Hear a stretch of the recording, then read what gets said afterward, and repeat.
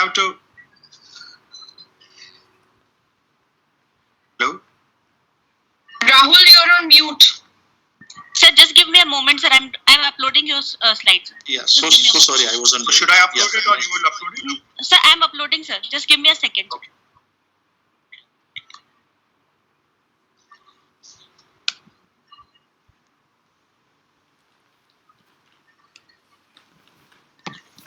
Sir, hopefully you can see the slide, sir. I'm not able to see it yet. Okay. So it takes few seconds to upload, sir. Okay, no issues.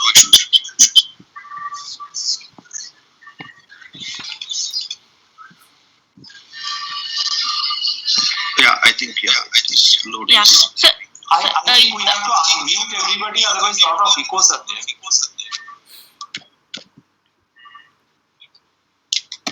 Yes, sir. Dr. Mujib, sir, We will change the slide. yeah, sir. Yeah, or you can take the So, control, sir. good evening, everybody. I think I'll start now. I can. Yes. Dr. Yes. Mudasar, sorry, So- but are you on two system, because there are echoes coming? Are you simultaneously connected to two Sir, systems? but I am connected, but sir, one is completely muted. No, sir. Actually, that echo was coming because of Namrata's system. So I have muted her. Please go ahead, sir. Okay, sir. So is it okay? Is it okay now? Yeah. So thank you. Good evening, everybody. Thanks for the delay. Sorry for the delay. So I will be dealing with the first topic of the day. This is optimizing the diagnostics for molecular aberrations in the non-small cell lung cancer as well as the melanoma. So let us start with the non-small cell lung cancer. We know that lung cancer is one of the most common cancers in India as well as the whole world. And we know that most of the patients, approximately 60-70% of the patients present with stage 3 and stage 4 lung cancer. About, majority of them will be non-small cell lung cancer. And among the non-small cell lung cancers, majority probably would be the adenocarcinomas.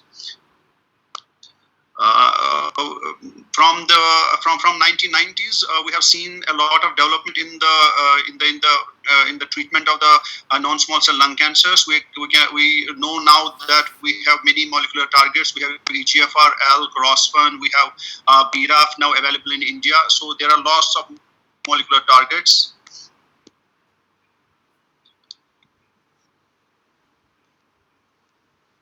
The next slide is not coming.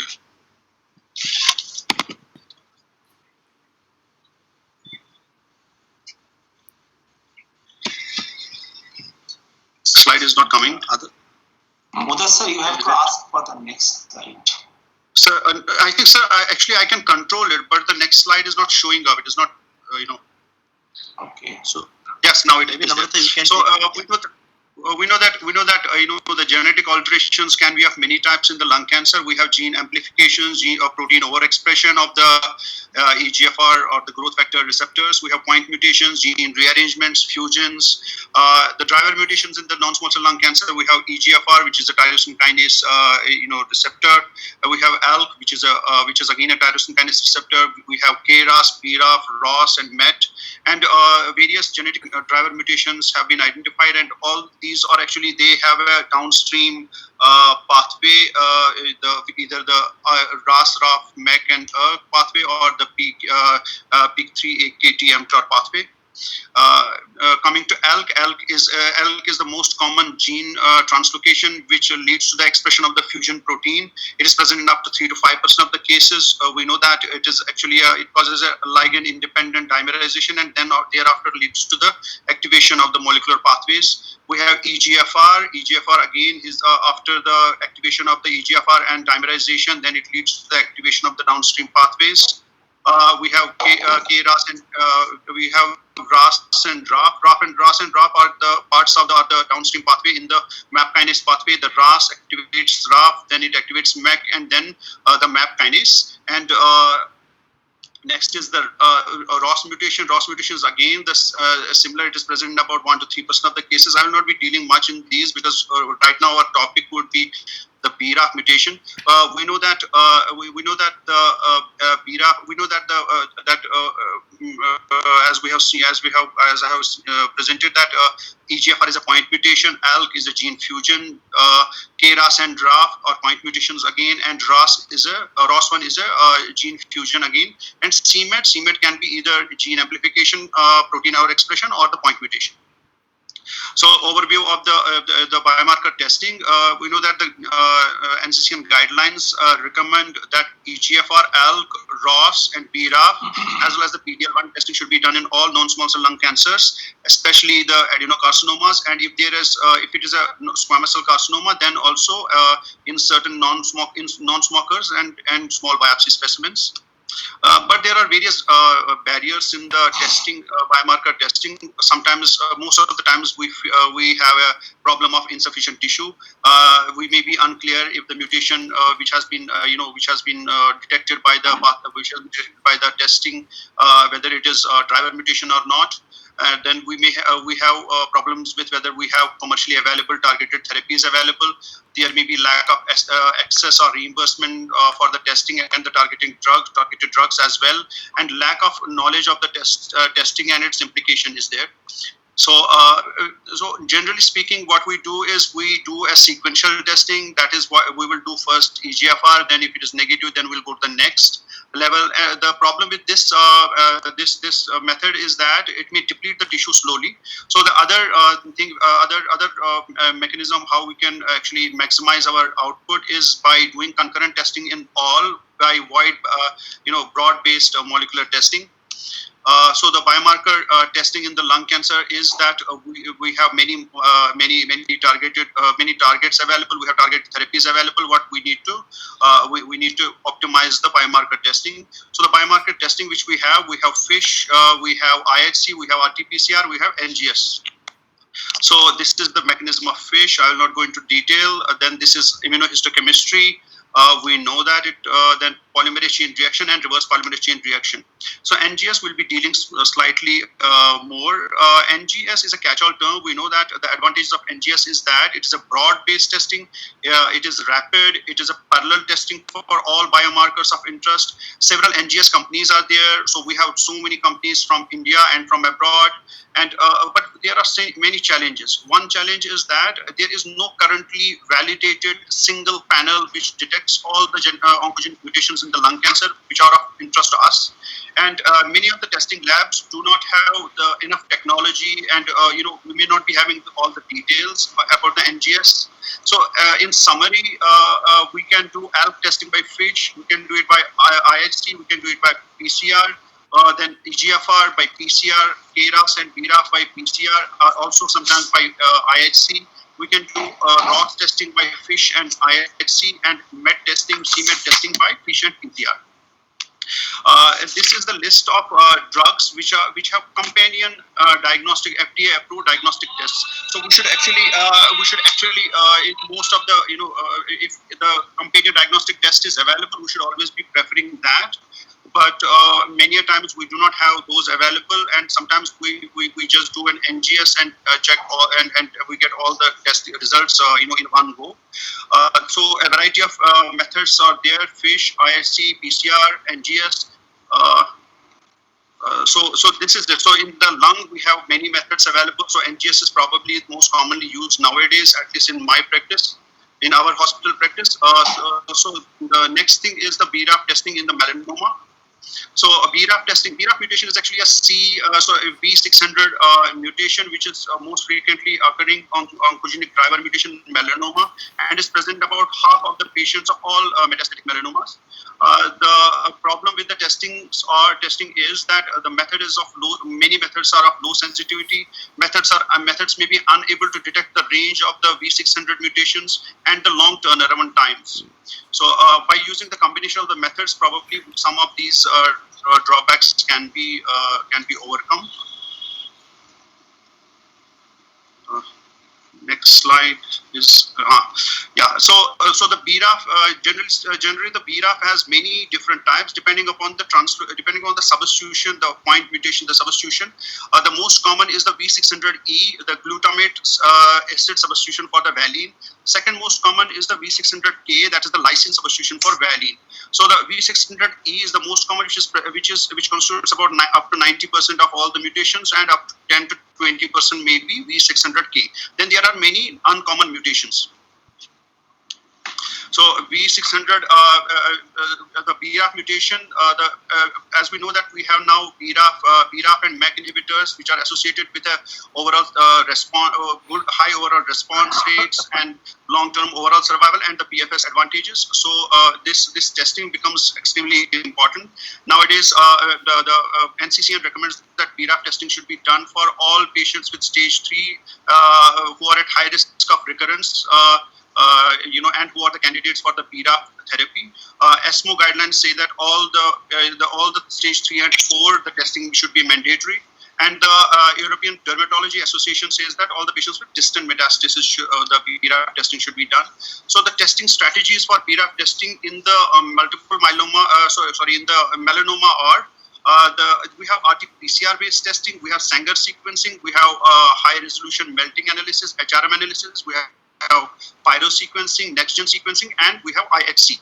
So all these testing methodologies are compared to each other with respect to their sensitivity, with respect to specificity, and with respect to the limit of detection. So limit of detection is the concentration of the analyte that is distinguishable from all analytes. So it is the commonly used measure for the sensitivity. And for example, if the limit of detection of assay is 5%, it indicates that among all the alleles detected, 5% of the alleles must be mutated for the detection to be detected by the platform. So this is the summary of all the testing methods which are available for the BRAF testing in the melanoma.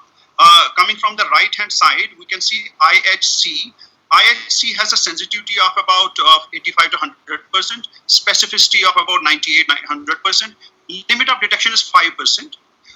The problem is that it can only detect the V600E mutation, which is the most common mutation, but we have only, if we are using only antibody against the V600E, so obviously we will be able to detect only that mutation. Then next is the NGS. NGS has more than 98% sensitivity, specificity is almost 100%, limit of detection is one of the lowest, that's 2%, and it detects multiple mutations in the same go, and the costs are unfortunately very high in this.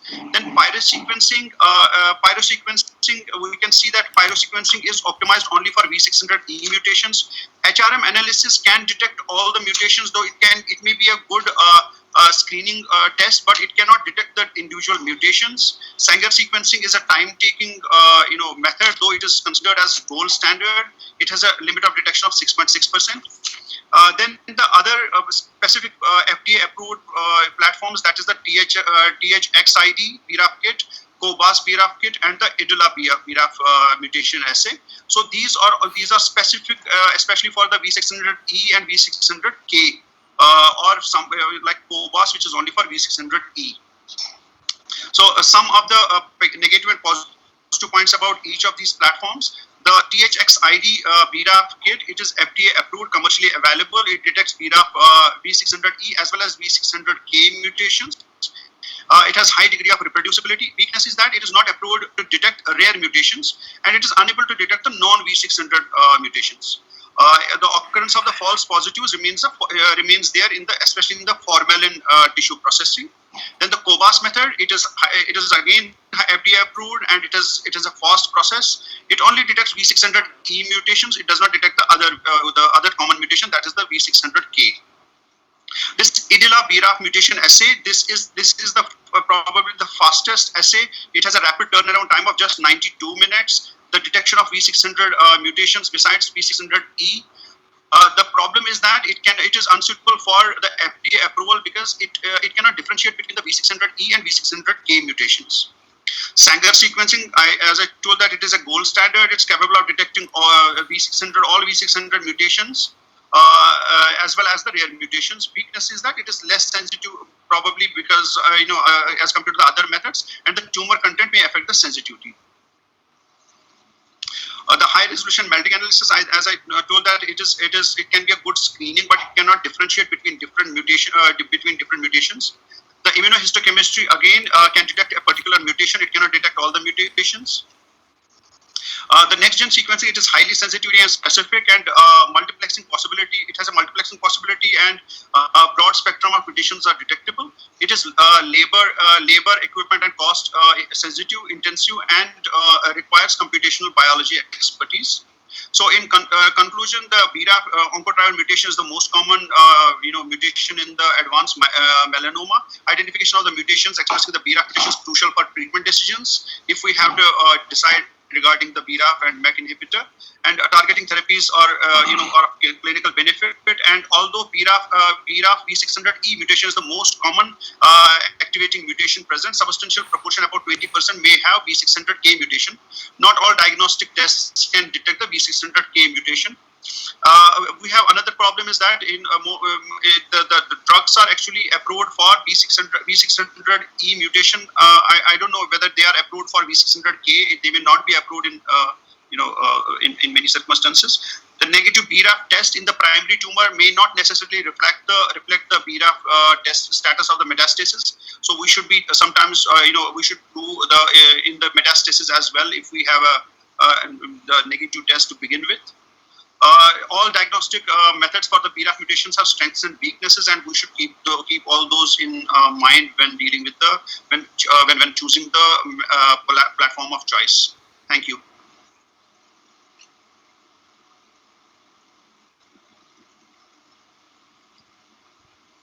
Thank you.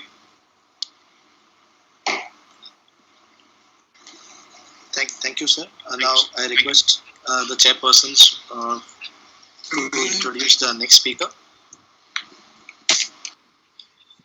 Hello. The next speaker is Dr. Dipanjan Panda. He will be speaking on personalized therapy to further improve outcomes in BRAF mutated non-small cell lung cancer. Dr. Dipanjan Panda, please. Am I visible and audible? You are audible, visible, Tanayu. You are audible. But are my slides visible? Yeah. Yes, sir. Yes, Okay. sir. Yes, sir. You are also visible, sir. We can That's see all you. right. I don't need to be visible. So thank you. I am thankful to Novartis and Dr. Doval and Dr. Malia for giving me this opportunity. So I have just three declarations to make. That I am not a big expert in lung cancer. I have not used Abufeni and Tremetrine personally. And these slides, although they are not made by me, but I have seen and vetted those slides. So if there are any mistakes in these slides, they are my problem. Thank you very much. With that, I start my talk. That is personalized therapy to further improve outcomes in patients with BRAF mutated metastatic non-small cell lung cancer. So the objectives are basically three: to understand the role of BRAF in metastatic non-small cell lung cancer, gain awareness of BRAF testing methods and the diagnosis of BRAF positive non-small cell lung cancer, and of course to review whatever clinical data is present for the dabrafenib, that is Rafinlar, and Mexel, that is Tremetrine, in advanced non-small cell lung cancer. So coming to the introduction of BRAF, we all know that RAS, RAF, MEK, and ERK, that is the mitogen activated protein kinase pathway, is a key role in cell proliferation and also cell survival when they are being attacked by external threat like chemotherapy. They regulate cell signaling from transmembrane growth factor receptor, leading to cell proliferation. So if you can see this animation, if there is a ligand for an EGFR receptor, when they attaches to the receptor, there can be either two pathways. The upregulation one is PI3 kinase pathway and AKT and mTOR pathway, but that is not our subject today. The other important pathway is the RAS, RAF, MEK, and the mitogen activated kinase pathway, but both lead to ultimately cell proliferation, inhibition of angiogenesis, invasion, and metastasis. So we also know that oncogenic mutation in mitogen activated protein kinase pathway, including BRAF kinase mutation, have been reported in a number of human cancer, including non-small cell lung cancers. And they results in the BRAF mutation in particular result in constitutive BRAF activation. That leads to uncontrolled signaling by the mitogen activated protein pathway. And Dr. Mudassar has mentioned already that the BRAF mutation is seen in maximum in melanoma patient, almost 50 to 60%, followed by thyroid cancer, where it can be 30 to 50%, and colorectal cancer, 10%. In lung cancer, it is rather small, 2%. But although it is about 1 to 4% and mean about 2%, they do not typically overlap with other common mutations like KRAS, EGFR, so they are mutually exclusive. And in contrast to other oncogenic driver, the key characteristics and indicators of BRAF mutated lung cancer have not been well characterized. So we do not know that whether it is in relation with age, sex, stage of diagnosis, or smoking status. However, some studies suggest that patients with BRAF mutations are more likely to be either female or have a history of smoking. Dr. Mudassir has also very nicely mentioned that BRAF V600E is the most common BRAF mutation in non-small cell lung cancer, and for that matter, all cancer, occurring about 50 to 70% cases. It is usually a point mutation in the BRAF kinase domain at position 600, where the valine is changed to a glutamic acid. Now, although it is the most common BRAF mutation, the V600E, however, it is not the only mutation. So if you look at these retrospective analysis of roughly 1,000 odd patients, the BRAF mutation is present in about 37 patients, that is 4.9%, out of which 21, that is 56% was 600E, but 15 patients, that is 43% of them was non-V600. And these all 15 patients has 13 different mutations. So their other mutations are actually very rare.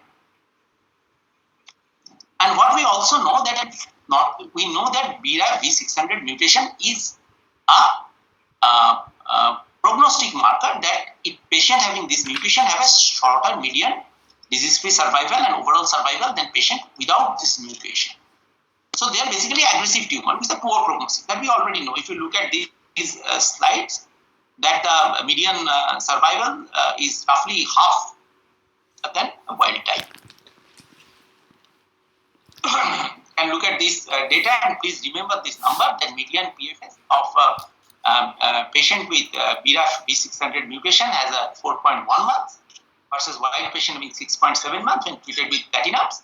And the median OS is about 15 months versus 10 months for BRAF 600 mutation. So please remember this number, 4.1 months and 10.8 months for BRAF V600 mutation, because these numbers will come handy while we compare them with the dabrafenib treatment. We also know that treatment remains suboptimal for these patients, and the doublet chemotherapy still is the most common treatment. However, the results are not very encouraging.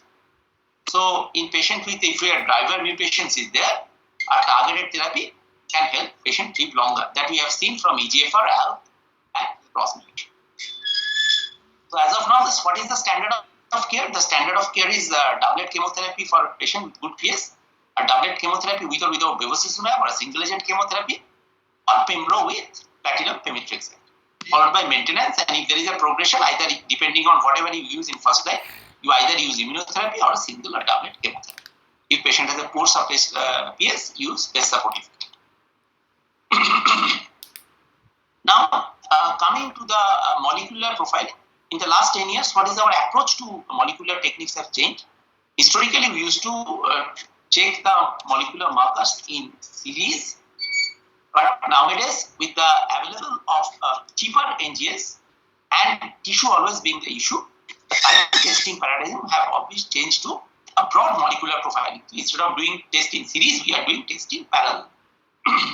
The idea is to get all your cards in front of you so that you can not only plan the your first line, but also at the same time can plan for second line or subsequent line, and also prognosticate the patient correctly.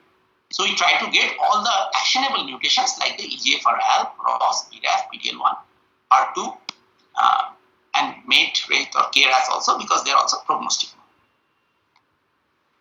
And recent ESMO and NCCN also has consensus that next-gen sequencing is to ensure to be done to ensure the most appropriate treatment.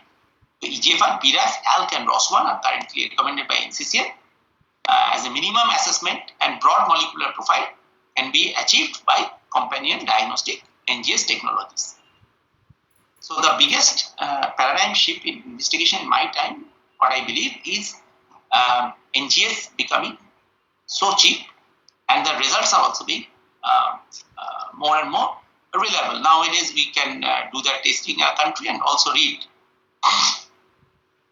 So, upfront BRAF testing is essential for patients with advanced non-small cell lung cancer, because BRAF doesn't appear to correlate with any other clinical risk factor. BRAF positive non-small cell lung cancer can be more aggressive, and BRAF molecular profiling can identify the actionable drivers like BRAF 600, V600E, RD. Now, whatever clinical data we have, these two drugs, dabrafenib or rafinlar and trametinib or Mixel, they are target different kinases in the mitogen activated protein kinase pathway. Dabrafenib is a reversible inhibitor of RAF kinase, including BRAF V600 and particularly BRAF 600E and 600K, whereas trametinib is a reversible inhibitor of MYC1 and MYC2. And whatever another question people ask, why not single agent and why the doublet? Now, before you check in the clinical practice, you should have a sound rationale. So, what is the rationale? Rationale is that combination therapies that target multiple portions of the MAP kinase pathway have been developed to overcome resistance to BRAF inhibitor monotherapy, especially in melanoma and non-small cell lung cancer. Compared with BRAF inhibitor alone, the combination has been shown to synergistically inhibit the MAP kinase pathway in BRAF V600E cell line. So we have data from the lab, we have data from the petri dish. Then it also shows the delayed resistance to BRAF inhibitors in animal model. And finally, it has shown to inhibit cancer growth more effectively than dabrafenib alone in clinical trial.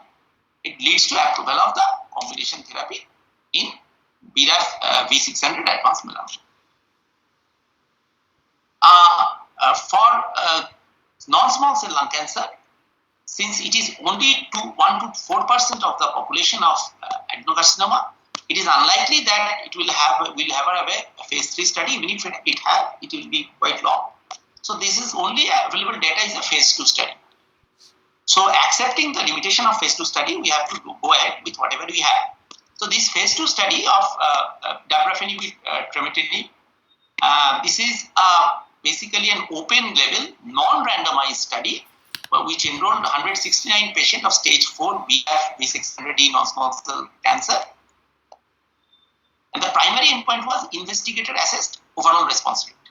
There was 3 cohorts. The only common then that none of them had previous treatment with any BRAF or MEK inhibitors. The cohort A containing 78 patients was pre-treated patients receiving only dabrafenib monotherapy. Cohort B with 57 patients who were pre-treated but received a combination of dabrafenib 150 mg BD and trametinib 2 mg BD.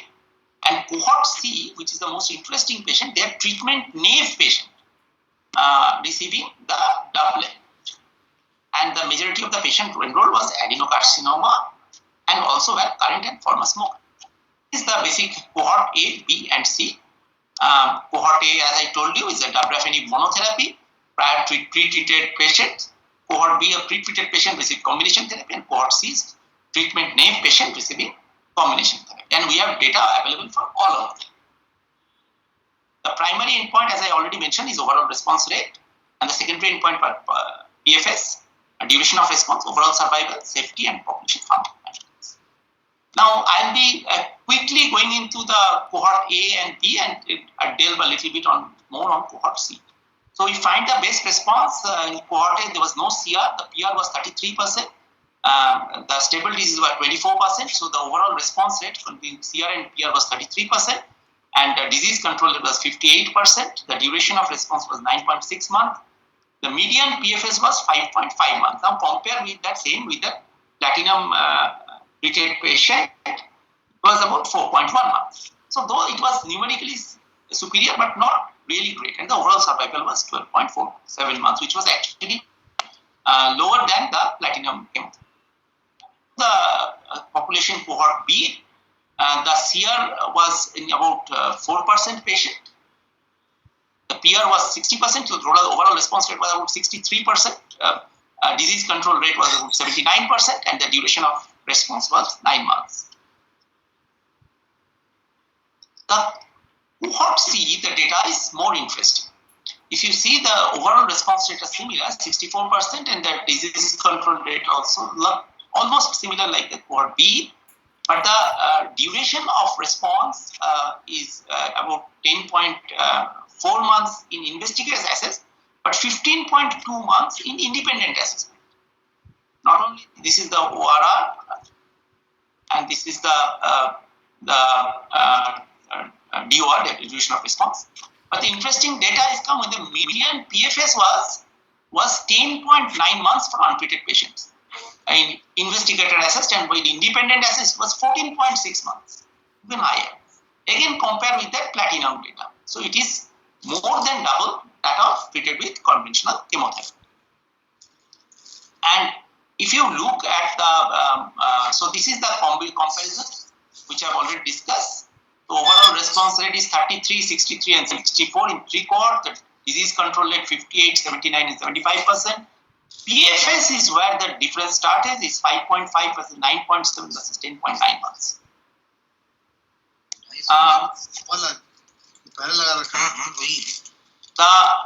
Coming to the, and already I think the detailed the data whether overall survival has now gone up to 24 months.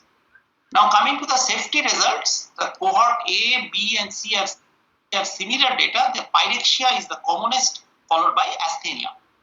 Also, there are other minor ways like hyperkeratosis, decreased appetite, cough, fatigue, skin reaction, dry skin. I think there are class effect. Now, the pyrexia of most common adverse event in 46% of patients in cohort B also, but only 2% have grade 3 pyrexia. And in 64% of cohort C patient had pyrexia, but grade 3 was only about I think 11% patient. Now the 3 steps of pyrexia management in patient treated with Raffinlar. One is interrupt the treatment with Raffinlar if the patient temperature is more than 38.5 degrees centigrade. But you can continue Mexel, that is tremetrine, with the same dose. You initiate antipyretics such as ibuprofen or acetaminophen or paracetamol. And in cases where antipyretics are insufficient, you can consider oral corticosteroid. Now, these are the more detailed. In the first event, administer antipyretic, interrupt dabrafenib. When pyrexia resolve to baseline, you can restart dabrafenib. If the patient is, the fever is as dehydration, hypotension, renal insufficiency, reduce dabrafenib by 1 dose level. For a second event, you do same as the first event, and you can also consider corticosteroid like prednisolone 10 mg for 5 days or more as clinically indicated. But if there are subsequent events, interrupt dabrafenib. Once pyrexia resolve to baseline, restart but consider 1 level dose reduction. Optimize oral corticosteroid as clinically indicated. If corticosteroids tapered and fever again come, you restart steroids. But if corticosteroid cannot be tapered or escalating dose are required, please consider medical management.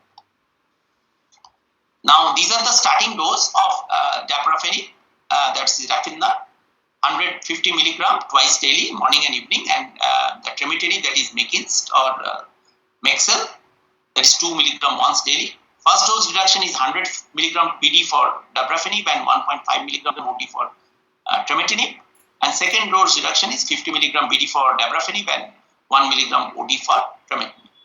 Subsequent modification, you may have to permanently discontinue Raffinlar, that is dabrafenib, if unable to tolerate 50 mg. So 50 mg BD is the minimum dose.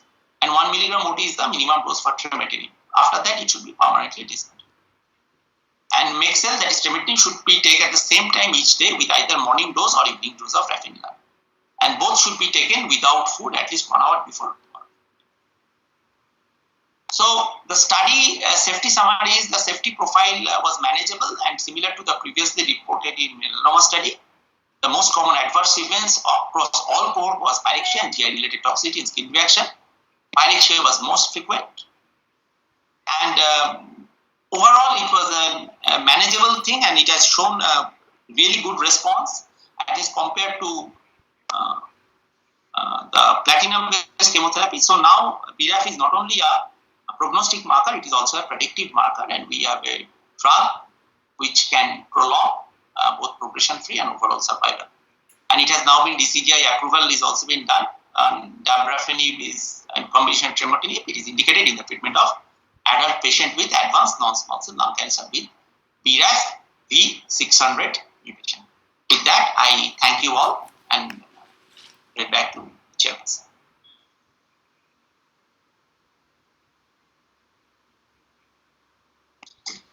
Thank you, Dr. Deepanjan, and I think we'll have a discussion during the panel discussion, which will be after the second lecture. And the second lecture will be by Dr. Chaturabhuj Agarwal. He will be speaking on optimizing treatment outcomes in patients with BRAF mutated melanoma. Dr. Chaturabhuj.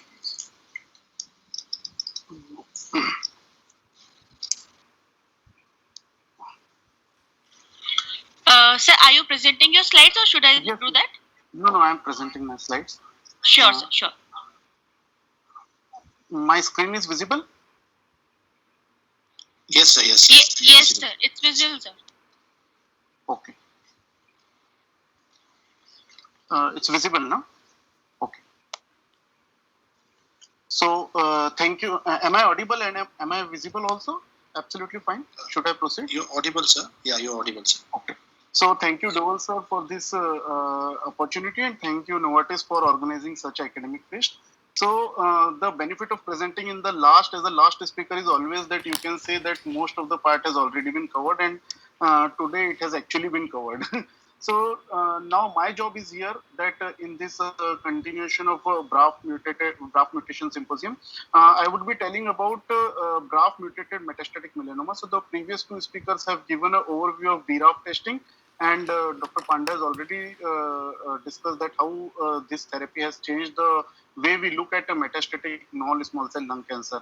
So in the coming 10 minutes, we will be discussing about that how the way we look at metastatic melanoma has changed. So these are my disclaimers, and the objectives of today's presentation are initially to discuss the benefits of inhibiting multiple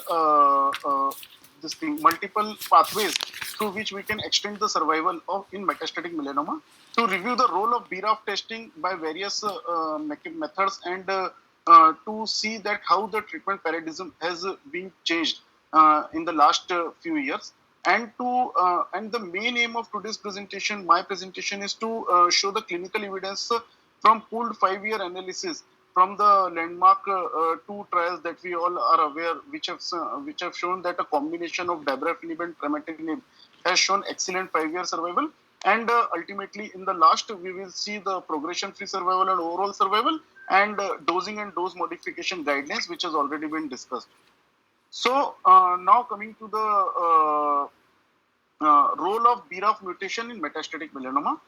So we all know that all guidelines, they suggest that all patients with stage 3 to 4 advanced metastatic melanoma, they should be tested for BRAF testing, and we all know that the incidence is approximately 50%. So one out of 2 patients you may find harboring a BRAF mutation, maybe V600E, V600K or V600R. So the testing methods, which has already been discussed, that the commonly employed testing method are PCR based, IHC and NGS. In our institute, we are testing BRAF by PCR based methods, and the turnover time is around 4 to 5 days. The combination of diagnostic test can overcome weakness. So every test has got its advantages and disadvantages, strengths and weaknesses. Some tests, they have a shorter turnover time. Some tests they are costly, some tests they can be done easily on a liquid biopsy. So a combination of diagnostic methods can overcome these weaknesses of different tests. So this slide will tell you that how exactly these drugs act, and this has already been shown by Dr. Panda in detail that RAS, RAF, MEK, and or axis pathway, it plays a central role in modulating tumor survival. So Refinilar is a BRAF inhibitor. So it acts in the BRAF pathway, and oncogenic mutations in BRAF they lead to constitutive activation of MAP kinase pathway. So here is somewhere where the dabrafenib, and the trametinib, it is a MEK inhibitor, MEK1 and 2 inhibitor. So trametinib or Mexel is a reversible, highly selective allosteric inhibitor of MEK1 and MEK2 activation kinase, and these both dual inhibition can completely block this pathway and provide us with the clinical benefit whatever we get. Now, what is the advantage? Inhibiting MEK in addition to BRAF, it is thought to enhance the tumor growth inhibition, and it reduces the risk of treatment resistance. So we will see in the subsequent slides that how the treatment of metastatic melanoma has evolved. So if we go in the past, metastatic melanoma treatment was a very difficult job. The agents which were available like dacarbazine, temozolomide, interferon, interleukin-2, they all had very high toxicity, and the response rate were in the range of only 5 to 19%. So although melanoma is almost in a country like India, it forms only 1% of all total cutaneous malignancies, but it is the most common cause of death due to cutaneous malignancies. And with so much of limited treatment options, the treating a metastatic melanoma was really cumbersome. So with the availability of these therapies, now the job is slightly easy. So now the question comes to your mind is that what should be the approach? It should be sequential or it should be combination. So you always think that whether you should send your both the frontline batsmen together, or you should send them one by one. So it was a thought process which came way in 2013, and it was shown by Kim et al. That if you give a MEK inhibitor after you have given the BRAF inhibitor, you can achieve a median PFS of only 1.8 months. And this strategy was not at all promoted because it was not prudent to give one after another, and the combination therapy was tried as a part that sequential therapy failed. So now I will be quickly presenting about the 5-year survival outcome with the combination therapy. So we all know about these two, COMBI-V and COMBI-D. So COMBI-V is a open label randomized phase 3 trial, and COMBI-D is a double blind randomized phase 3 trial. So both the studies have enrolled previously untreated metastatic melanoma patients, either V600E or V600K mutations, and they received dabrafenib 150 mg twice daily plus Mexel 2 mg once daily. So versus either vemurafenib single agent or versus dabrafenib single agent. So the median follow-up was 22 months, and if we combine both the studies, so it was 563 first-line patients with BRAF mutation melanoma, which is a very large number. So if we see the combined analysis of both COMBI-D and COMBI-V population, you can see the baseline demographic of overall pooled population was matching, and the mean age was around 55 years.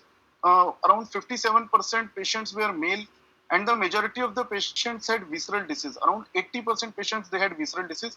So whenever we see a patient of melanoma, we always try to segregate them into whether they had a visceral disease and they do not have a visceral disease, whether the bulk of the metastasis is high or less. So somehow we try to stratify them into less than 3 sites of metastasis or more than 3 sites of metastasis. And one important parameter which we used to look at is serum LDH level. So the combined analysis of these two studies has revealed that around 65% patient has a normal LDH level, and over half of the patients they had less than 3 sites of metastatic disease. So you can safely say that more than half of the patients they had less than 3 metastases and normal LDH level. So we will see that how these patients are more benefited in the subsequent slides.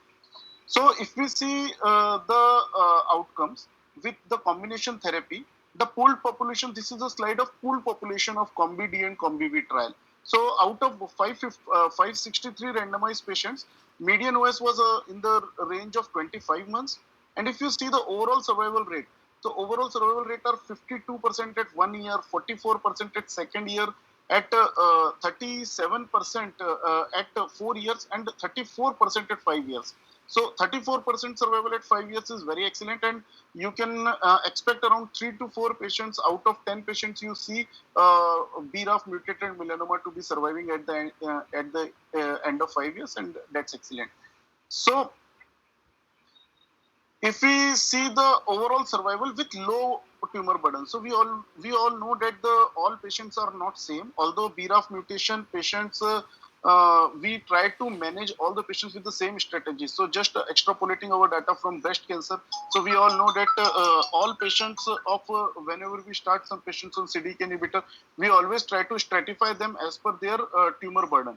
So in the similar way, the patients with low tumor burden, they did excellent. So who are the patients with low tumor burden?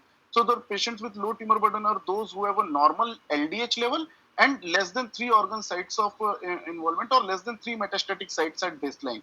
So the estimated 5-year survival rate was around 58%, 55%, which was just 34% in the overall population.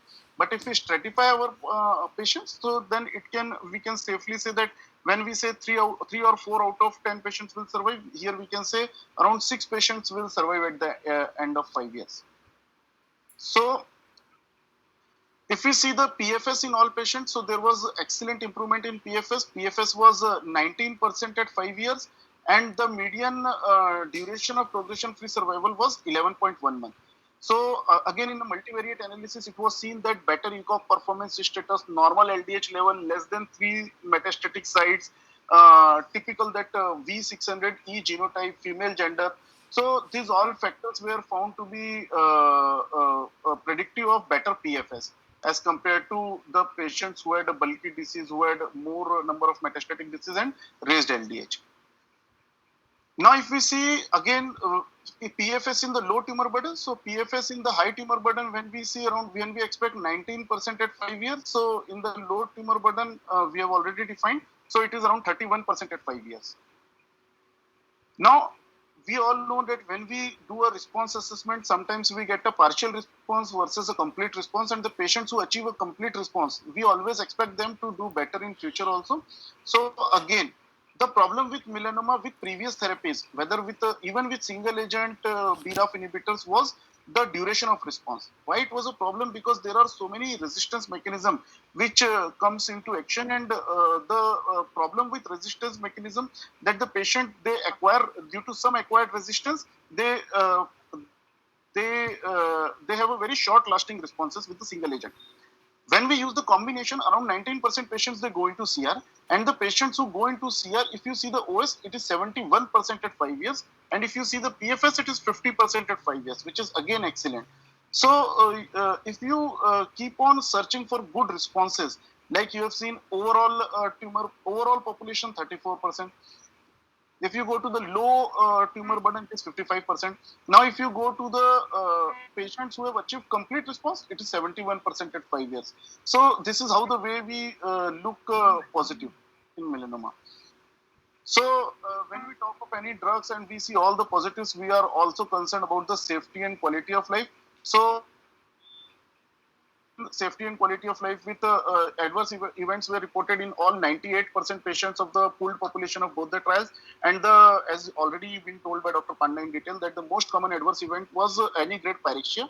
However, it was the grade 4 pyrexia was not there. Majority of the patients they had up to grade 3 pyrexia, and adverse event leading to permanent discontinuation of the drug was seen only in around 18% of the cases. One important point to note that is pyrexia is more common in combination arm, but not in the single agent arm.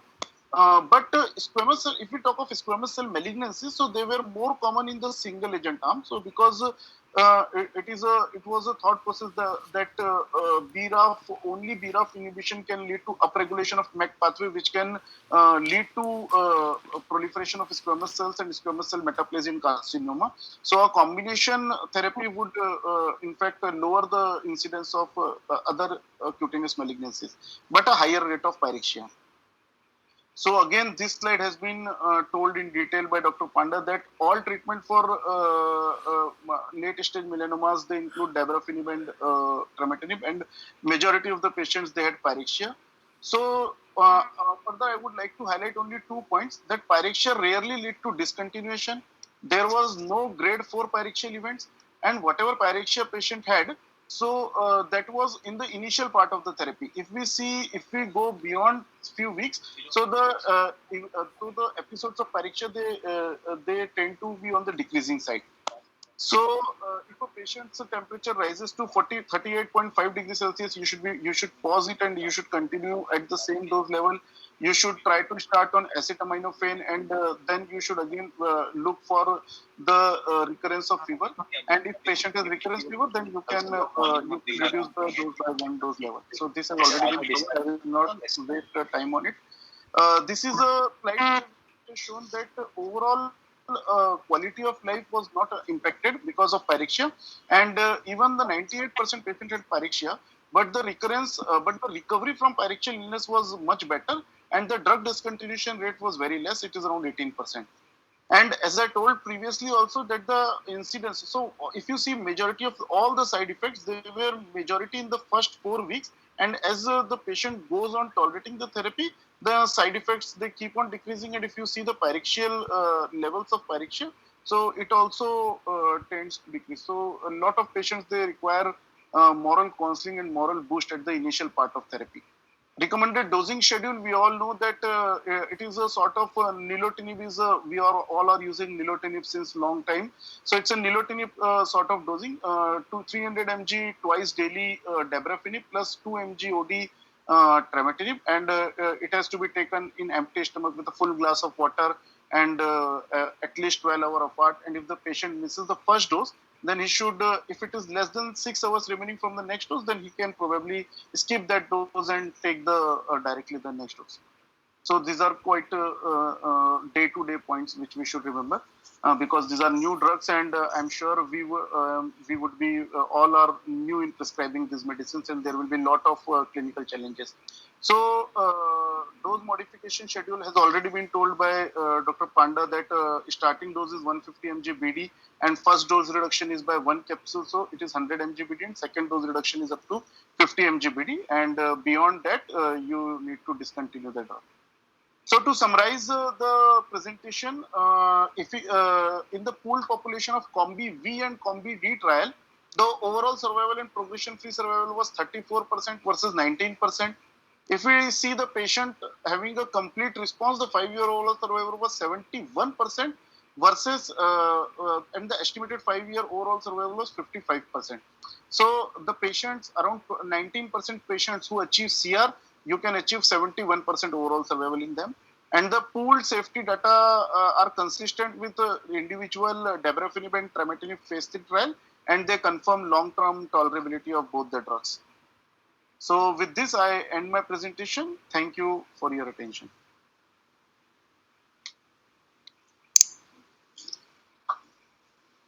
Thank you, Dr. Chaturbhuj. Dr. Meenu Walia there, please.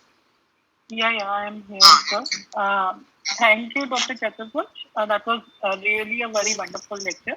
And going forward, I will now invite Dr. Amit Agarwal, who is a senior consultant at BLK Hospital, to invite his panelists, and let's start with the panel.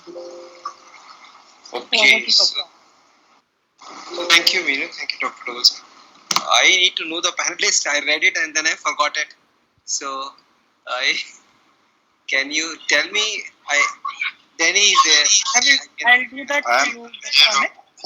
You introduce. You have the list. Please introduce. We have Dr. Deni Gupta from Dharamshila Hospital. Are you there? Dr. Siddharth Sahai from Max Yes, Shalimar ma'am. Bagh. Yes, ma'am. I'm there. from Fortis Shalimar Bagh. And Dr. Mohit, are you there? Yeah, ma'am, I'm there. Dr. Manish Sharma, Saket, and Dr. R.K. Chaudhary. Present, ma'am.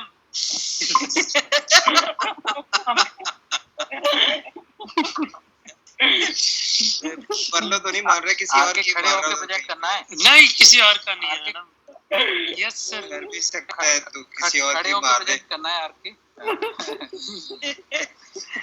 Okay, nice. So we will start with the case. Anybody can pitch in between. Lot of literature has been discussed. So I think we'll try to finish off fast. It will be very, very nice if everybody keeps on pitching in with whatever thoughts they have in their mind. And let's be practical. Let's not be governed by what Novartis says. Anyway, they're not going to give us dinner like that. It's a virtual thing. So let's go ahead. So we'll talk about is this thing really meeting the unmet need? Do we have an unmet need in the form of BRF, and how are we BRAF, and how are we going to handle it? This is not my case. It's a very famous medical oncologist case. As Panda says, I have vetted it, but responsibility is entirely Novartis. Unlike Panda when he said that responsibility is escaped. So this is in June 2017. That's about 3 years ago. There was no corona COVID at that time. This is a 75-year-old lady. She surprisingly did not smoke. Very surprising. Anyway, at presentation, she had a stage 4 cancer, adenocarcinoma involving upper lobe and middle lobe. She presented with cough and breathlessness. She had a cytology positive fusion. Besides that, there were no other metastasis, so that makes it stage 4 cancer. At that time, everybody used to do ALROS and EGFR, which was negative, whichever way it was done. PDL1 was done. At that time, only SP263 used to be done, so it was 20% positive. There was largely no option of immunotherapy in 2017. There was some coma. What would you do? What other tests would you do, and what would you do? Can somebody say that at this point of time, the paraphernalia available for testing is different? What else would you do? And let's not restrict ourselves to BRAF only. I think the point of contention is largely BRAF. Go ahead. Everybody is present. Starting from Chaudhary. You are present, you said so. What else do you do, Chaudhary? RK? yes What else do you do these days? It's an adenocarcinoma, female, ALROS, EGFR is negative. It's a tissue-based test. Anything different you would do? definitely after today's meeting I'll do the BRAF also So we can close the meeting because that's the only thing that they want. no Met also, sir. Sorry? Well, Met also. Met, we can. Met also? Yeah. Okay. Wonderful. Yeah. So you are increasing your profile. So because I can't see, you just raise your name and say because I can't find out who is talking. So Met also. Which way do you do? So you do an NGS. You look for amplification. You look for fusion. You look for skip mutation. Amplification and Dr. Manish. Okay. Manish, you say. Manish, you go ahead. Apart from these, also we will have to look for wet exon mutation. Okay. Then Wonderful. red, and apart from red, BRAF, P600D, obviously. HER2 amplification has some role to play, and we prefer doing NGS multiplex type of sequencing, massive parallel sequencing. But the only problem with that is the turnaround time. It is quite high. Yeah. Okay. This So is what another is problem. So what's the turnaround time at your place? Usually it takes 2 to 3 weeks for NGS. So what we follow, we do EGFR, ALROS, the report of which is available in 5-7 days, and then if we don't find any mutation, then we go for NGS. But I think the best thing is to have a multiplex sequencing, so that and with some good validation and good turnaround time, that would be more helpful. So I guess if the turnaround time of NGS gets reduced to 7 days to 10 days, then I think this question is dead. Correct? Sure. Anybody else has a different opinion? So another point to be considered over here is that once you test for that, first for an EGFR, then ALK, ROS, MET, probably RK gene fusion, whatever testing you do, you exhaust the tissue. So many times I have faced a situation that after EGFR ALK, I have no tissue left for further testing. Here is the way that probably the role of NGS is much more better because they can at least in one go same tissue and have all the mutations and all you want to find. Single. So we all want to do NGS. It's just that the turnaround time is killing it, and the patients and doctors cannot wait for that long period of time. That's the only problem, correct? If we keep on doing all of us, yeah. Go ahead. Yeah, Dr. Amit, one more problem. Yes. As of now, most of us might be doing EGFR, ALK, ROS, MET, PDL1. So till today, we are doing these 5 testing at one go. But before that, we should know patient is affording or not for after effect, we can say. Correct. Right. If patient is not affording for lifelong, if patient says I am not going to afford ALK inhibitor, so in some of those patients we are stuck up only with the EGFR. So with the NGS, costing is also more important, and standardization apart from the turnaround time.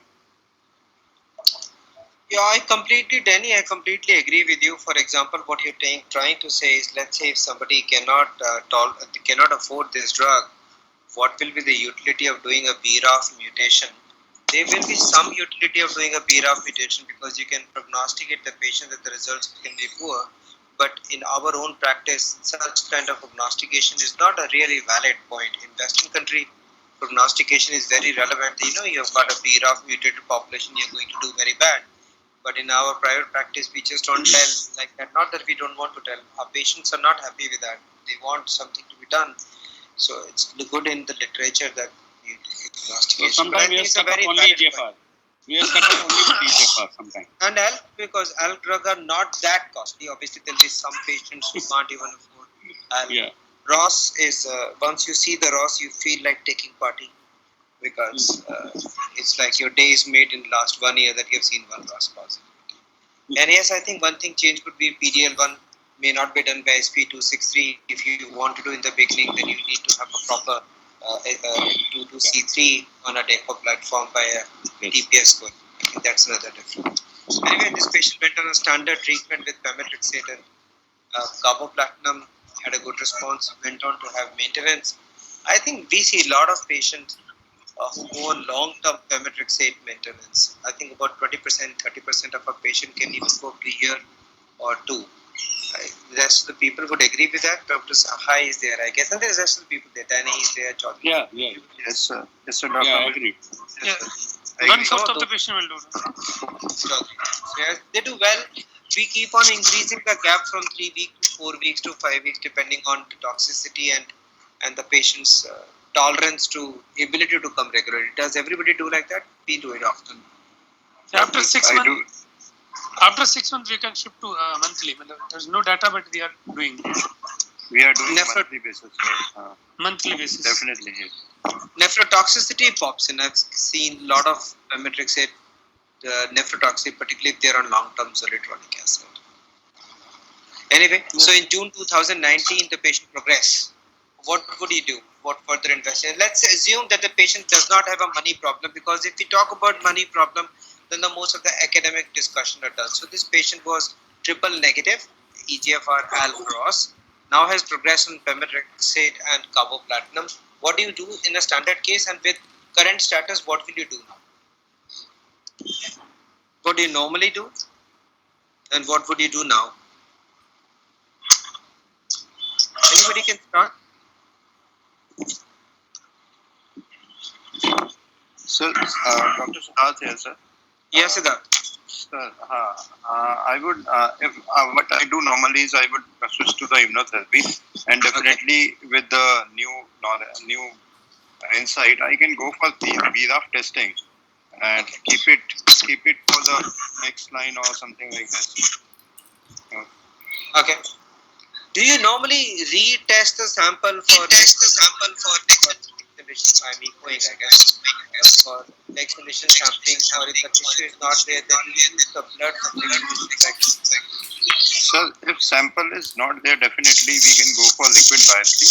But I'm not sure BRAF can be done there. So I think we have to convince for the repeat biopsy, or let's say pleural fluid cytology or block if it is there. Yeah, on the other hand, if you use it in the front end, that's the advantage of doing next generation sequencing in the beginning, but the tissue is an issue and also timing is an issue. If you were to go for immunotherapy, do you really think that PD-L1 testing should be done for choosing any of the 3 drugs? Anybody? What do we do? If I really, for the pembrolizumab, I really want to consider my PD-L1 levels and the CPS score. However, if I'm using in second line and I'm using nivolumab, I really don't consider PD-L1 because initially I've said that it's 20%, though it was on an SP263. So doesn't it normally force us to go use nivolumab because we don't really need PD-L1? I mean, I'm just talking, there is no owner of nivolumab there. There is no owner of pembrolizumab here. Anybody else who really goes in for the PD-L1 second line? Second line most important. Not really. So Chaudhary doesn't go for it. That means you largely go for nivolumab. Right. Anybody else? There was somebody from Mexico. Yes. One thing, Dr. Amit, I think we should do the targeted testing for these patients because from the previous evidences we know that the patients who have targetable mutation, they don't respond very well to immunotherapy.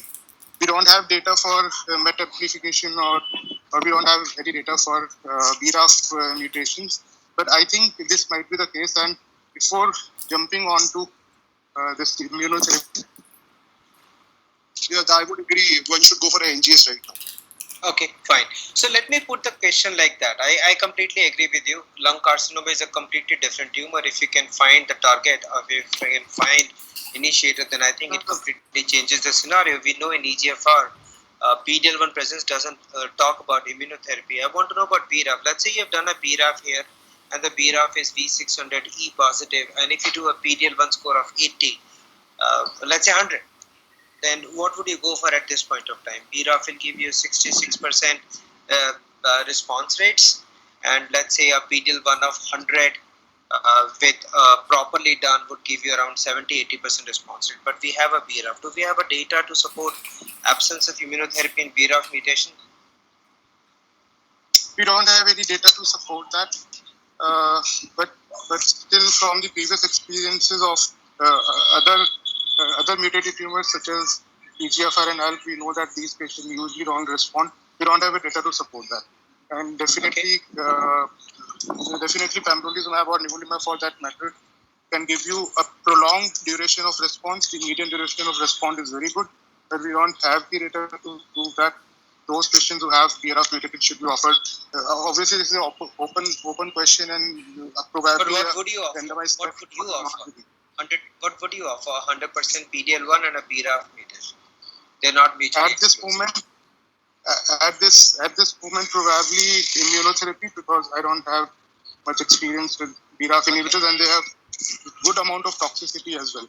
We have to know that almost 18% of the patients they have to discontinue treatment, but this is not the case with immunotherapy.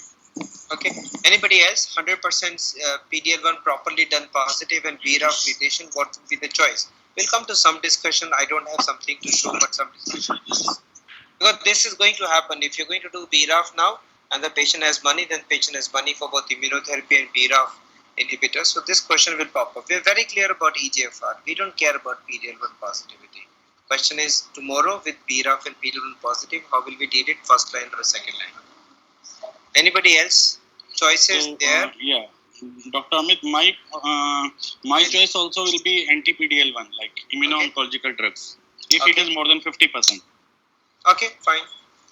That is a data coming from frontline, but I think the point of context is not frontline and second line. The point of context is largely speaking. So Danny will go for immuno.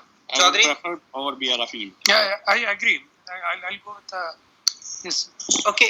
Anybody else has a different opinion but would like to use a BRAF mutation inhibitor? No. So let me put some. Yeah, you go ahead. Sir, actually, it's more of now we are more experienced with maybe, so we are more inclined towards that. So that is the only thing. But I don't have any definitive answer to do it. Okay, so let me answer that. I think Novartis people will have to get back to each of the leaders here on this thing. There is realistically no data set as strong as an EGFR, but there is some retrospective data set from immunotherapy trials in which they've done a retrospective analysis of BRAF from 3 or 4 institute. I don't have a data set to show, but largely speaking, when they have culled out the BRAF mutant population, the results of immunotherapy has been very poor, with the response rate ranging around 20-25% only, whereas BRAF inhibitors, as we can see, largely respond to about 60% of patients. This is not a comparative data set. But if you were to look from 1:1, it sounds like that in a BRAF mutant, PD-L1 positive, like EGFR mutation population, you might want to get the target rather than going for a PD-L1 that may be false positive. But there is no randomized evidence at this point of time, like in EGFR. But I think compare the two data sets, sounds like BRAF inhibitor may have a better result. But I think it's an open. I think Novartis will have to come out and show. Anyway, this patient had on progression at PD-L1 positive. For what reason ABCP or ABPC, whatever you might say, was offered, I have no idea. Second line atezolizumab, bevacizumab, paclitaxel, vaccine, whatever the reason may be. But anyway, the patient did well, progressed. But I think answer is coming, largely speaking, that we all would like to do repeated sampling as is practically possible. If the tissue is available, then we would like to do the tissue. If the tissue is not available, then we would like to do a plasma-based. We are all worried about the turnaround time of NGS. Then we all agree that now with the BRAF coming in and the BRAF drug coming in, if the money is not an issue with the patient, we will all like to incorporate the BRAF testing in our armamentarium. Can I take that as yes? Yeah, definitely. Yeah, I agree. Yes, sir. So either we were doing it or we are going to do it, correct? And as Danny said, if the patient just can't afford it, then the utility is only prognostic, which in our practice is not an easy thing to tell the patient that you are doomed and we can't do anything. I think that's not an answer. Anyway, this patient after V600E, we have gone through data set. I'll cut down on the time, how good the results are of the combination. This patient has started on dabrafenib and trametinib, clinically much better, but because of COVID hasn't had any reassessment done. Toxicity has been low-grade fever, generally doing well. The toxicities have been discussed. I just wanted to ask, although a lot has been said, it seems that dabrafenib monotherapy has a less fever than a combination. I mean, I've been asking Novartis that if dabrafenib monotherapy has less pyrexia than combination, then there must be some patient in which you would go for monotherapy, but I think this answer is yet not clear. So, I think we will close this now. Would we say that it is there like ROS1, which is 1% positive, whereas BRAF is 2% positive? I think we have all answered that it is time for BRAF testing if we are not doing it, and I think it does meet a very small unmet small block of about 2%. Do we agree with that? Yes, sir. So especially in smokers, if it is there, then it is. So if there is somebody squamous, let's say somebody has a squamous cell carcinoma or has an adenosquamous cell carcinoma with a preponderant squamous cell, would you do a testing of BRAF? So in study they have done it, so I think we can proceed with it. Okay, in the study, since if it is a small biopsy, then we should do. Again, the same principle would suffice that if it's a small specimen, you never know how much is the adenocarcinoma component. When in doubt, do it. Yeah. Unless and until it's a very clear thing. Although in this cohort C, there were only 2 or 3 patients who were squamous or adenosquamous, but the total number of patients were only 36. So I think your point is completely valid. When in doubt, you better investigate, but there are few who will turn out to be positive. most of the guidelines are there. All talk about that this should be done. Excitingly, the NCCN also mentioned a preferred combination, but it still allows a monotherapy. This will cut down the cost from 3,33,000 to 1,50,000 or 1,60,000. So I think there must be a scope for a monotherapy, decreasing the response rate, decreasing the PM.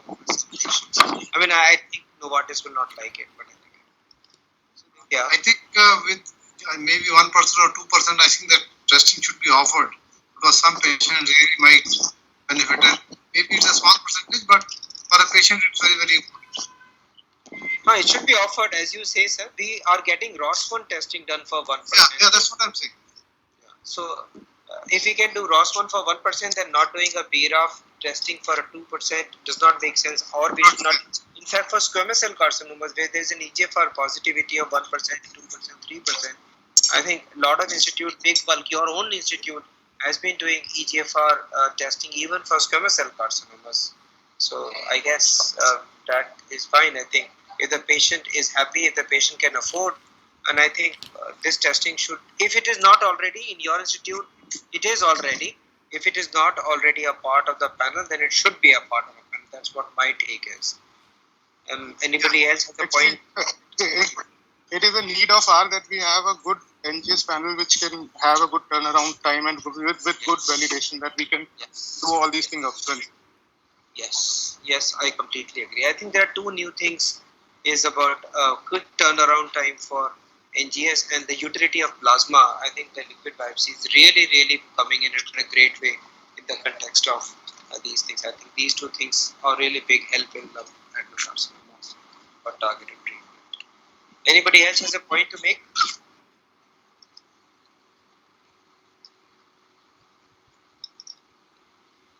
Thank you, Dr. Amit. And I think the next, Dr. Meenu, please. Thank you, Dr. Amit. That was really very interesting. And just a point I wanted to make is that many institutions have been doing BRAF earlier also. We have been doing BRAF mainly for prognosticating and were wondering that what to do next. In spite of doing BRAF, we probably didn't have the answers. Now that we do have the answers, I think everybody will be doing BRAF. And going forward, I don't think there should be any doubts about doing BRAF and offering the patient if the patient can afford. Going further, we will now invite Dr. Chandragowda, who is the Director Medical Oncology at Akash Hospital, for the next panel. And I'll request Dr. Chandragowda to invite his panelists. Thank you, ma'am.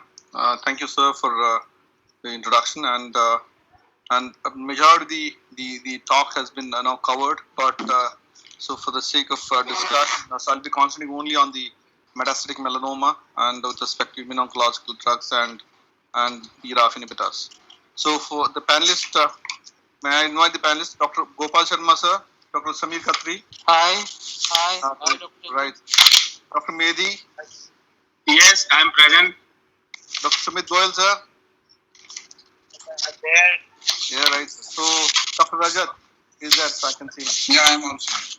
Yeah. So, Namrata, can you share the slides, Dr. Namrata? Namrata? Yes, sir, I'll do that. Yeah, I'll take the presentation down now.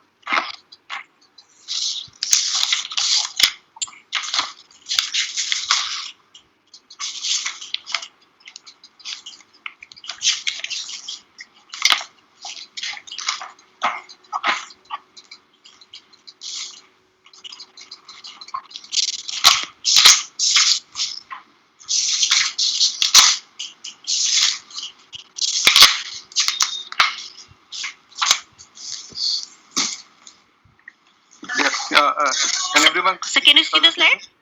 Yeah, I can see the slide. So I'll take So you can take control. Yeah. Yeah, I'm taking control. Right. So to start the discussion, this again, the case has been provided by Novartis. So as I don't have any experience using the RAF inhibitors in melanoma, so used immuno-oncological drugs. So I've been presenting whatever the case has given to me. So she's a 43-year-old lady, a homemaker, has no comorbidity with a good PS, and has a pea-sized forehead blackish pigmented lesion with a rapid increase since the last 3 to 4 months. So she was operated at a local hospital by wide local excision. and there was no pre-op imaging, and a biopsy and FNAC was done.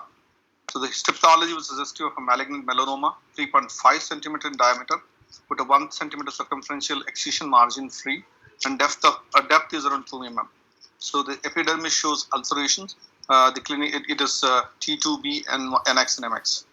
So I don't want to discuss the surgical aspects here because that's going to take time. So there's no surgeon in the panel. So I'll just skip these two, the margin adequacy, and this is what it says that it is adequate margin here. And I don't want to discuss about the sentinel node. So what just to take you further, so Dr. Gopal sir, so what do you do in for systemic imaging in these patients when the patient has been operated by wide local excision, no imaging available? So what do you do? PET CT. Okay, so either you do a whole body PET CT or you can do a CT chest and abdomen. Yeah.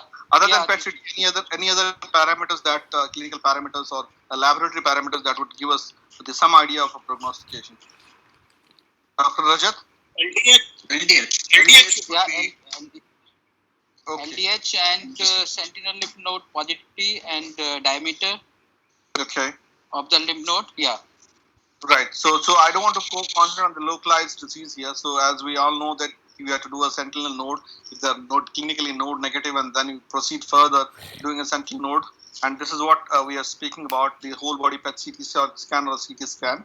And then this I will not cover because there is no surgery in the panel. So the sentinel node you should know about when the patient has a node negativity, and the sentinel node will provide a prognostic information as well the further therapeutic options that the patient requires, an adjuvant treatment in terms of the targeted as well as the immuno-oncological drug.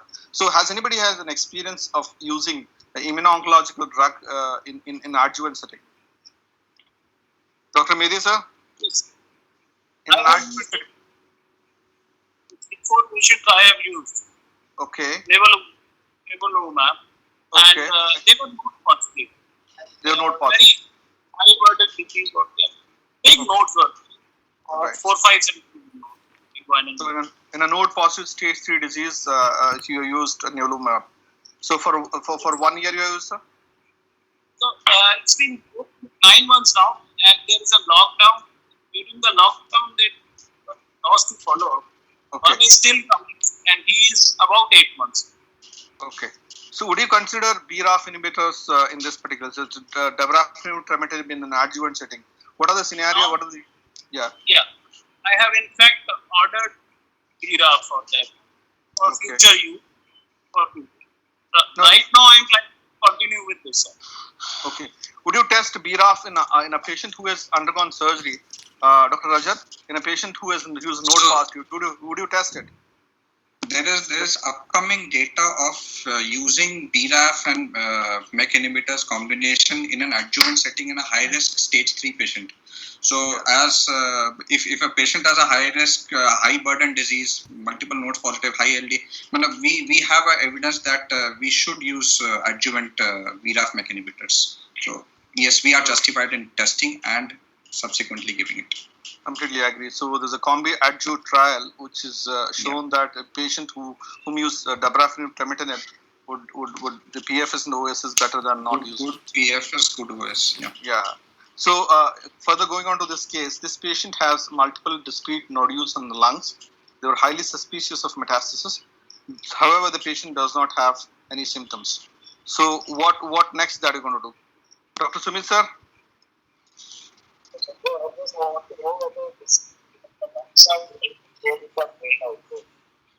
You are not audible. It is not audible. Not Hello? audible. Not audible.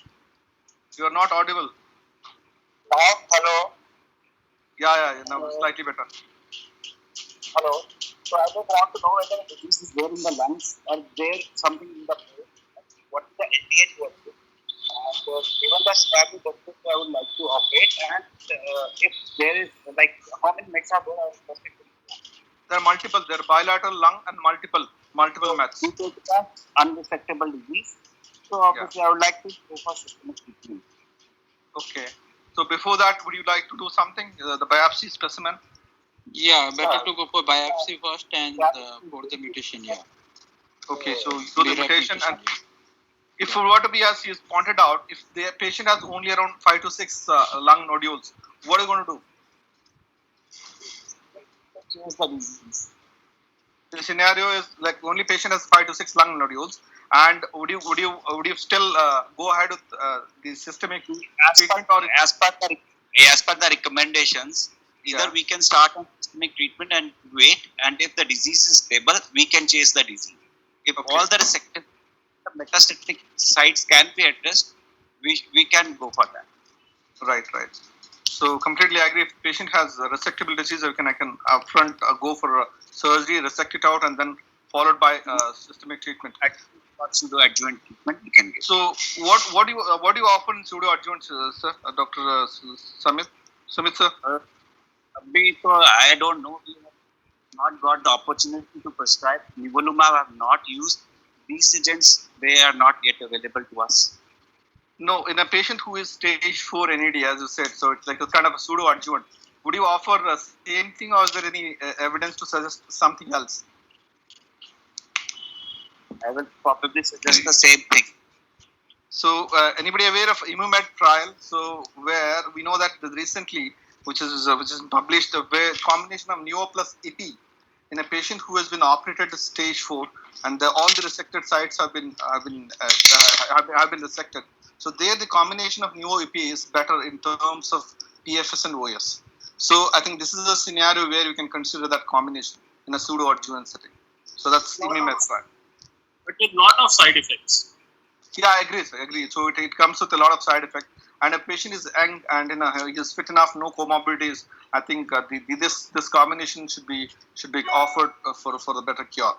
So in this particular patient, Nivo EP, if we are able to reduce the EP dose to 1 milligram per kg, the side effect profile is much better manageable rather than the standard 3 milligram per kg. Correct. Yeah, so that is one way of reducing the side effect. Yes. True. So I think if a patient is fit enough, we should be aware that this IMMUMED trial has shown, and the combination is better than only single agent nivolumab. And this patient, proceeding further, the NGS did we did an NGS, and they did an NGS that consists of BRAF V600R mutation, and what next that are you going to offer? Patient is asymptomatic, has bilateral lung unresectable metastasis. I think low burden disease will respond better. Yeah, with BRAF plus MEK inhibitor. Okay. Yeah. So with this it comes what is So these are the recommendation as per the NCCN. The evidence, everything has been elucidated. You know, the immuno-oncological drug can also be a category 1 recommendation, and in a patient who has mutation, and these can be preferred in patients who so that's these three combinations have been there, and with this I'm going to start some of the questions. So we already know that what is BRAF mutation has been covered elucidatively, and what are these methods that you're going to test, and why what do you prefer in testing BRAF mutations, Dr. Rajat? Either we can go for the PCR based test, or we can go for an NGS. Either of the two, we can definitely go ahead. As regards this patient, he was specifically BRAF V600R, or it is a V600E. E mutation. Yeah. E mutation. इसमें आपका V600R लिखा है. I know. So there are, coming to the point, if you do an NGS, what are the chances that you're going to pick up the other mutations, and is there any data to suggest the combination in other mutations? The maximum data is in V600E and K. E only. Yeah. So very less data on other mutations, whether they are sensitive or not, we don't know. Okay. So 5% BRAF fusions also. Right, sir. And so on MEK inhibitor. So any other thoughts on this? And any because would you do only PCR, or you would go to the NGS? Because we know that the V600E mutation is a sensitive one; it's the most common one, and there is an evidence of V600E-K mutation which is also sensitive to the combination. So we'll get the information of these two mutations by doing the some of the PCRs and NGS definitely will get all the mutations. Is there any role of NRAS mutation in the current context? I think NRAS mutation it also activates the down pathway. Okay. So knowing NRAS is also important. Obviously, combination will work there also. So is there any data, sir, that NRAS is enriched in the resistant population, no? Yeah, Mm. it is For definitely prognostic purpose. it is definitely at a prognostic purpose. Prognostic, yeah. Is there any evidence that any of these MEK inhibitors or RAF inhibitors are active in an NRAS mutation? Do you have evidence for it? No. So there is, it comes with only binitinib. So we have a binitinib which is active, though the response rate is better than the placebo, but that's the only drug which is shown to be active in the NRAS mutation. So doing an NGS gives us that probably a thought in the futuristically it's also good, though it's time consuming, but slightly costly. In Indian context, we can do an NGS because it gives more information about the other mutations as well. So which mutations also. That also gives us that also will be detected. But the KIT mutation Very unlike because it are in palms, folds, rectal side. Yeah, usually cutaneous melanomas will not have a KIT mutation. So it is mainly acral or mucosal melanomas, which is present only in 50%. So that too, the imatinib action only in only 10 to 15% of those patients who have KIT mutation as well. So the role is plus minus, but only that's why we need to selectively test the KIT mutation or BCG will anyway get an idea about it. So about the TKIs, we are all convinced with the data that the combination of BRAF plus MEK inhibitor should be used, as that has shown the better results.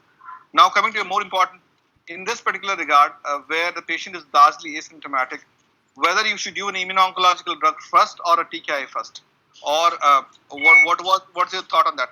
So anybody can pitch in. I think combination BRAF plus MEK, because in low burden disease the PFS and overall survival is much better, and oral drug less toxic than immunotherapy. Okay. I have a different opinion here. I would like to go for IO. Hello. What's your thoughts? We are hearing you, Dr. Sumit. Hanji.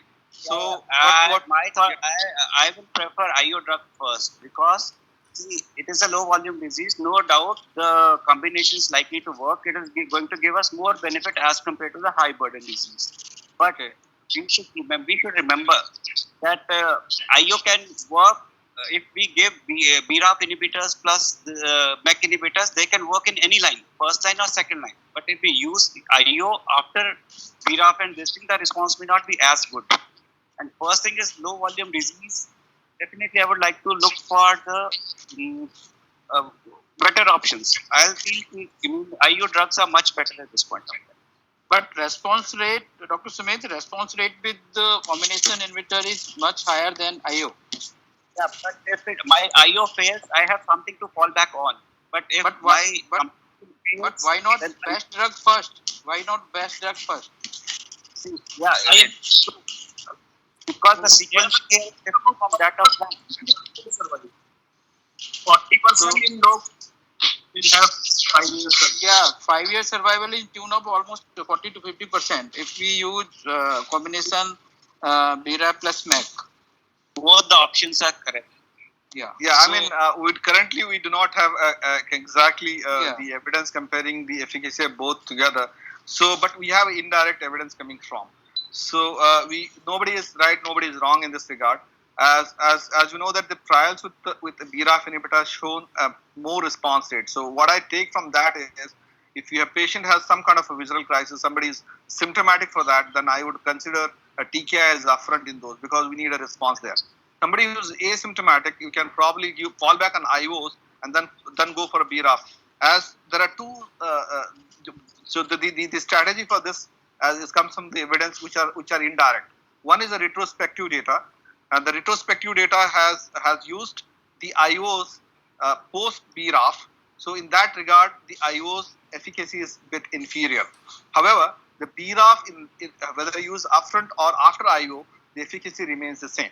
So this is one, the retrospective evidence. The other evidence is there are two matching studies. So from what the randomized trials from the IOs as well as the BRAF inhibitors, I am going to show that right now. So that has shown that definitely using the IOs is better. So as we have already discussed about the NGS, and it also picks up the other mutations.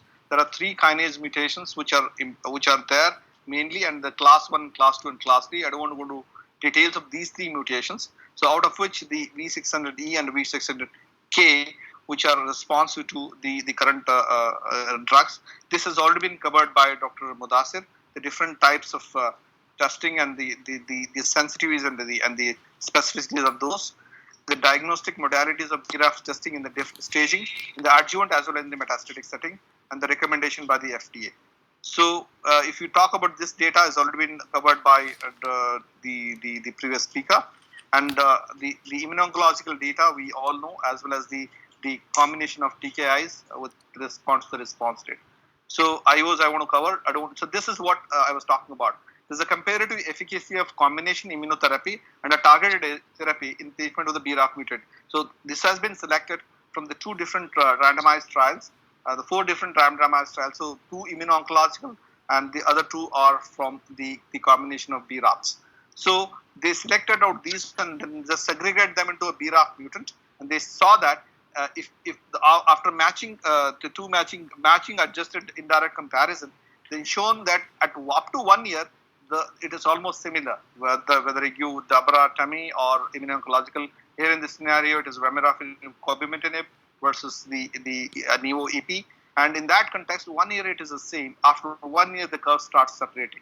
So though it is an indirect comparison saying that immuno-oncological drug is better compared to the BRAF inhibitors, and there is a late separation of the curve. So the advantage of the immuno-oncological comes after 1 year. So this will indirectly tell us that yes, you can use it, and you can use the immuno-oncological upfront, and then probably fall back on a BRAF to increase the duration of, the PFS or the overall survival advantage. So there are trials ongoing for a comparison and the sequential treatment and the combination. So there's one such trial which is combining atezolizumab plus the combination of the BRAF inhibitors is showing that it is better than just a BRAF. So there's still a long way to go. We need to wait for the complete the end results of those trials before making an initial point. So with this, I'll complete. I just end my talk. I thank you very much. Thank you, Chairperson, for giving me an opportunity. Thank you, Novartis. Thank you. So toxicity has been covered. I think I don't want to delve into this because it's already late. So I'll just complete my talk. And if there's anybody who wants to make a comment, they can make a comment on that. Thank you, Dr. Chandru. Yes, sir. Thank you, sir. Thank you, panelists. All my panelists. Thank you, sir. I would request you earlier to wrap up the session. Oh, thank you, sir, and thank you, Dr. Chandragowda, for a very interesting session, and thanks all the panelists. So I guess we have a lot of exciting times for the BRAF mutated both lung as well as melanoma, although